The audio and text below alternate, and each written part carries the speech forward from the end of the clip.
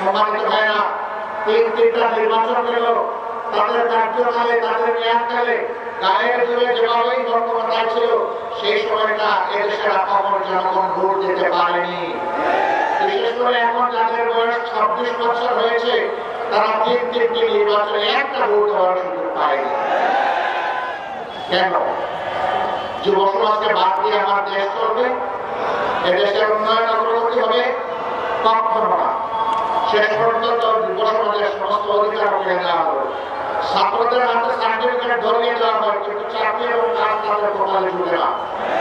কোটা চক্রান্তে বন্দী করে তাদের কপাল কিসমত হাইজ্যাক করে নিয়ে যাওয়া হবে।